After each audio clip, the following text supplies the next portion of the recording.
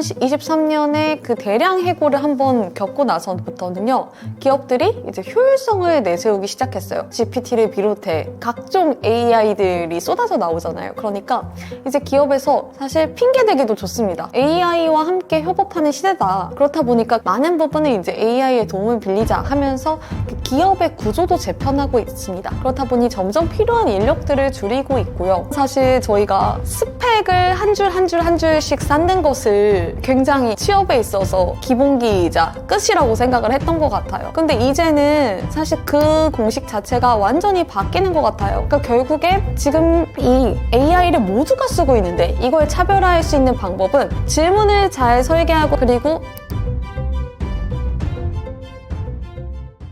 AI 시대의 취업 시장은 어떻게 변화하게 될까요? 그러니까 실리콘밸리 기업들이 사실 모바일 시대 내내 비교적 굉장히 풍요로운 그런 기반에서 활동을 했다고 볼 수 있는데요.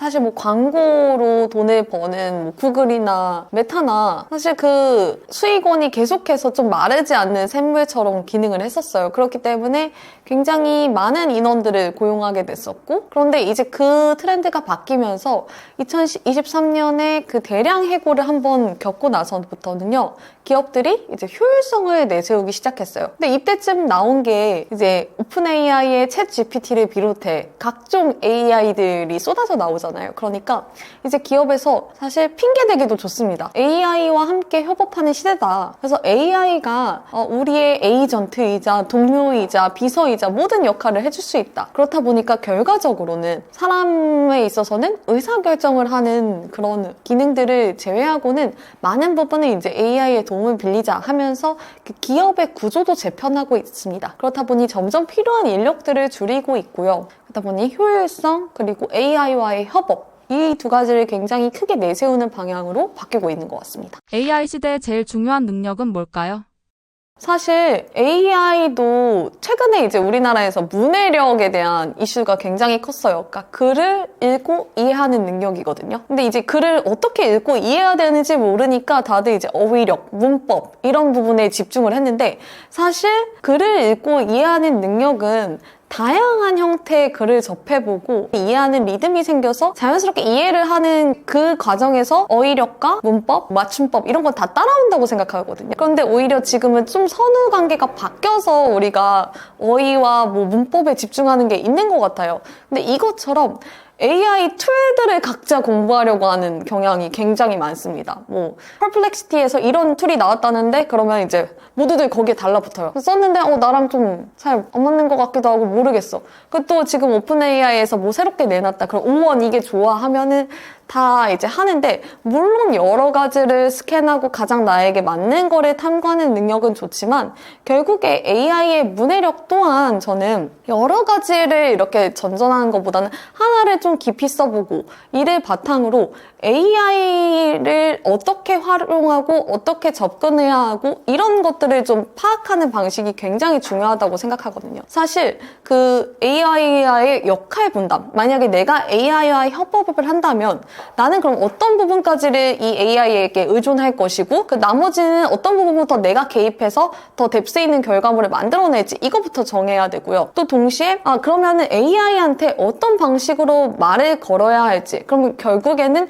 상황과 맥락과 기본적인 정보들을 제가 통제하고 있어야만 그 리더처럼 AI에게 일을 시킬 수 있는 거거든요. 사실 AI는 어떤 질문을 맥락과 상황에 맞춰서 하느냐에 따라서 전혀 반대의 결과물을 낼 수도 있잖아요. 그러니까 이런 능력들이 먼저 필요한데 우리는 사실 그 특정 제품의 활용법, 이렇게 좀 빨리 익힐 수 있는 노하우들에 집중을 하는 것 같습니다. 그래서 결국에는 이 AI 문해력을 어디에서나 이제 범용적으로 쓰일 수 있는 AI 문해력을 먼저 이렇게 갖고 있는 사람이 결국 AI와 협업도 잘하고 또 오래 살아남을 수 있지 않을까 싶습니다. 이것도 굉장히 저도 주변에 많은 분들한테 질문을 해요. 그러면 이제 뭐 지난번에 그 오순영 의장님을 만났을 때도 질문을 해봤어요. 그럼 지금 뭐 챗GPT 같은 거 어떻게 쓰세요? 하시니까 이제 처음에 이런 말씀을 하시더라고요. 그러니까 처음에 어떤 나의 지식의 구멍이 무엇인지를 찾아낼 때를 먼저 쓰신대요. 그러니까 사람이 이제 어떤 필터에 따라서 내가 그거에 맞는 것들을 찾아내잖아요. 그런데 그 필터 자체가 작용을 안 할 때가 있어요. 그러면은 AI가 먼저 몇 가지 우선순위를 던져주는 거죠. 그럼 나한테 어떤 구멍이 있었구나를 그때 인식하고, 근데 그 와중에서도 중요성을 정하는 건 이제 내가 하는 거죠. 그래서 그 다음부터 어떤 부분을 내가 더 깊이 들어가서 이 일에 따른 분석과 결과물을 낼 거냐 하는 거는 이제 그때부터는 본인의 지적 능력을 투입하신다고 하더라고요. 그래서 이런 식으로 쓰시는 게 다 달라요. 그리고 젠스만 같은 경우는 최근에 한 컨퍼런스에서 그 퍼플렉시티 제품을 굉장히 많이 쓰는데 그건 나의 거의 멘토다. 그래서 디지털 바이올로지 쪽은 내가 어떤 상황 설정을 했을 때 그것에 따라서 그 답변과 하는 부분에서 자기가 이렇게 중요도 같은 거를 캐치한다. 이렇게 말을 하거든요. 그러니까 결국에 지금 이 AI를 모두가 쓰고 있는데 이걸 차별화할 수 있는 방법은 결국에 나의 지적 능력을 어디에다 개입시킬 것인가, 그리고 이 나의 우선순위를 어떻게 찾아내고 큐레이션 능력이라고 하죠. 내가 과연 이 AI가 준 정보들을 봤을 때 여기에서 뭐가 중요한지 아닌지를 가리고, 근데 그것도 계속해서 질문을 하면서 찾아갈 수 있어요. 결국에 처음에 오픈 AI의 챗GPT가 나왔을 때 프롬프트 엔지니어라고 해가지고 질문을 잘 설계하고 던지는 그 엔지니어들한테 뭐 연봉을 막 30만 불 이상 주고 채용을 하면서 굉장히 인기를 끌었어요. 근데 이후에 이제 챗GPT가 더 고도화되고 다른 모델들도 고도화되다 보니까 이 시대조차 끝났다 하는데, 이제는 그 프롬프트 엔지니어뿐만 아니라 모든 일반인이 이 프롬프트 엔지니어 역할을 해야 된다고 생각을 합니다. 그래서 어떤 식으로 가장 상세한 답변과 가장 정확한 답변을 얻을 수 있을지를 고민해서 계속해서 질문하는 능력이 굉장히 중요하다고 생각합니다. 고소득, 고학력 직종은 그래도 괜찮지 않을까요?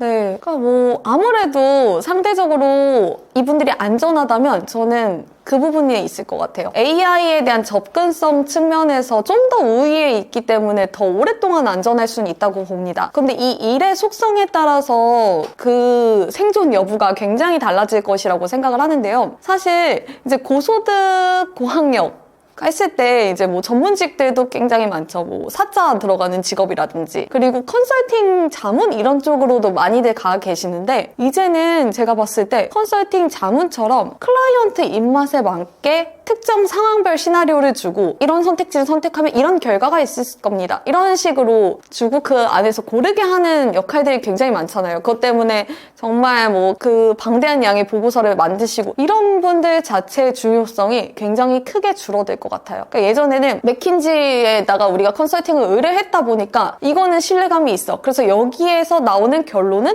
우리가 믿고 따라야 해. 이런 부분이 있었지만 사실 그건 다 모두 클라이언트들의 입맛에 맞춰서 이렇게 좀 결과물이 나오던 경우가 많았거든요. 근데 이 컨설팅 분들은 진짜 본인이 의사결정은 하진 않습니다. 여기에 오히려 맹점이 있는 것 같아요. 많은 다양한 시나리오들을 점검하시지만 직접 의사결정은 하지 않는 직업이다 보니까 이 시나리오별 일어날 수 있는 결과, 이런 것들이나 뭐 이로 인해 발생할 수 있는 경제적, 사회적 영향 같은 것들은 이제 AI도 쉽게 그 결과물을 낼 수 있거든요. 그리고 이 프롬프트 엔지니어링을 잘하시는 분들도 충분히 이걸 가지고 결과물로 보고서를 낼 수 있고요. 그렇기 때문에 이제 이런 같은 전문직이라고 하더라도 의사결정이 개입되느냐, 그리고 이 전략적인 의사결정의 중요성이 어느 정도나 있느냐에 따라서 이 직업의 생사가 갈릴 거라고 생각을 합니다. 그리고 또 다른 점은 여전히 있죠. 다면적으로 상황을 분석하고 의사결정을 가진 능력을 가진 데다가 이 부분이 사람을 설득하고 또 사람과의 어떤 협력을 도모해야 하고, 이 부분은 사실 아직은 AI가 뭐 간혹 어떤 분들은 구글에 받으는 F인 것 같고 챗GPT는 T인 것 같아 하면서 뭐 더 감성적인 F도 있고 AI도 있어 하지만 아직까지 그 AI가 뭐 사람을 설득한다 이런 거는 사실 쉽지 않은 일이거든요. 그렇기 때문에 뭐 로비스트나 입법가나 이렇게 좀 사람을 상대해서 뭔가 협상을 이끌어가야 되는 분들은 여전히 유효하겠지만 그렇지 않은 분들은 굉장히 좀 위험할 수 있다, 이런 생각을 합니다. AI가 일자리에 미친 가장 큰 영향은 뭘까요?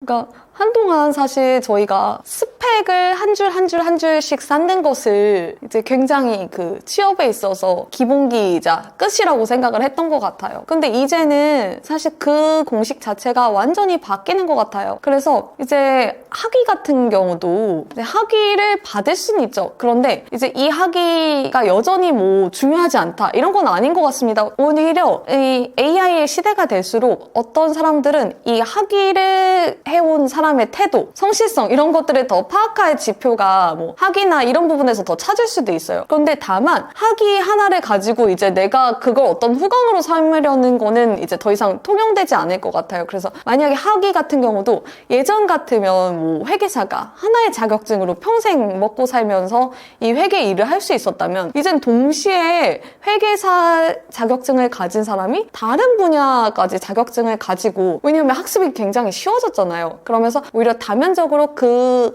양쪽 분야에서 깊게 들어가서 그것으로부터 전문성을 가진 그런 분들이 좀 살아남을 수 있을 거라고 생각을 합니다. 교차에서 판단할 수 있는 능력이 점점 중요해질 거라고 생각해요. 예전처럼 나만 아는 분야, 한 가지 분야를 깊이 파는 것보다 이 한 가지 분야가 다른 분야랑 통섭할 수 있는 분야, 이 두 가지 이상의 전문성을 가진 분들이 조금 더 학위의 관점이라든지 자격증의 관점에선 중요할 것 같고요. 그리고 이제 이런 얘기들을 많이 하세요. 이제 스펙의 시대가 갔으면 그럼 사람들은 뭘로 봐야 돼? 어떤 태도들이 있을 수 있는데. 근데 결국에 아까 말했듯이 AI와 협업하는 능력이 이제 동료와 협업하는 능력 이상으로 중요해지고 있거든요. 그렇기 때문에 그 질문을 하는 능력이라든지 사람으로부터 어떻게 원하는 결과를 이끌어내기까지 설득하고 이 일을 함께 하게 하는 능력. 그러니까 결국에 리더십의 영역이 일반 사원부터 굉장히 중요해지는 것 같아요. 결국 AI를 데리고 일한다는 것도 역시 리더십이 필요한 문제거든요. 그렇기 때문에 모두가 자기가 어떤 책임과 그런 주인의식을 가지고 팀장처럼 일할 수 있는 사람, 주니어도 팀장처럼 일할 수 있는 사람들만이 이제 기업에서 좀 선호하고 뽑으려고 하는 인재가 될 것 같습니다. AI로 인해 더 불평등해질 것이라는 말이 있는데 어떻게 생각하시나요? 모두에게 AI의 접근권이 주어지긴 합니다. 그런데 이 AI의 활용 사례에 대한 상상력을 갖는 것은 사람마다, 그리고 자기가 있는 환경마다, 그리고 거기에 공동체마다 굉장히 달라질 것 같거든요.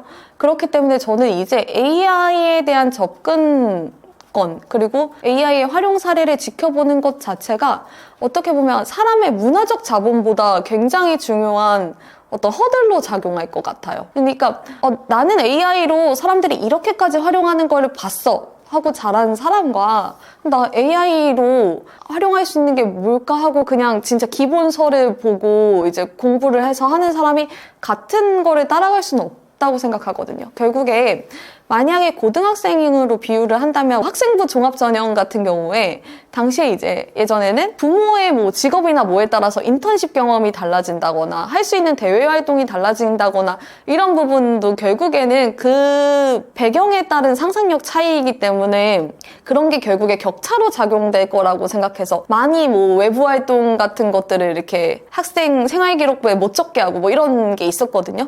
근데 AI 활용 사례도 굉장히 비슷한 양상을 띌 것 같아요.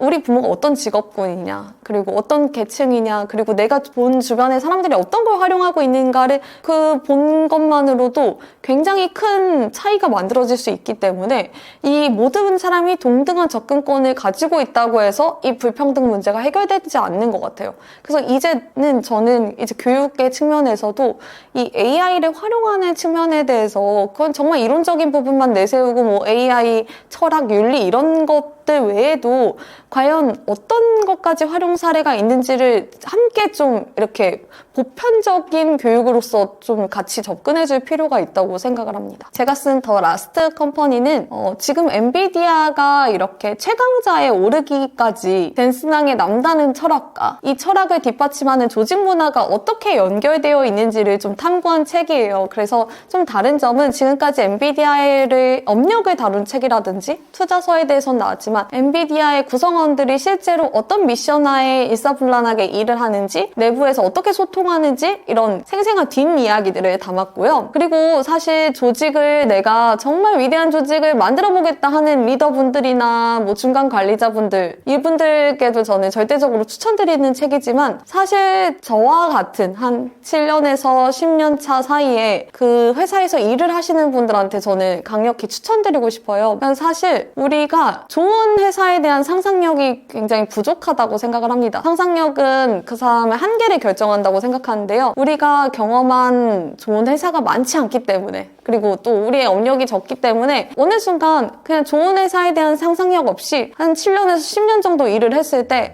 내가 바꿔도 안 되는구나 하면서 많은 의욕들이 그냥 좀 패배감, 열패감으로 바뀌는 경우가 많은 것 같아요. 근데 사실 조직 구성원으로서도, 그리고 우리가 해볼 여지가 충분히 있다는 점, 그리고 또 이런 식으로 꾸려진 조직도 있을 수 있다는 점에 대한 좀 상상력을 넓혀드리고 싶었어요. 그래서 많은 분들이 한번 보시고 좀 내가 어떤 거에서 새로 실험을 해보고 싶다 이렇게 영감을 받으실 수 있다면 정말 뿌듯할 것 같습니다.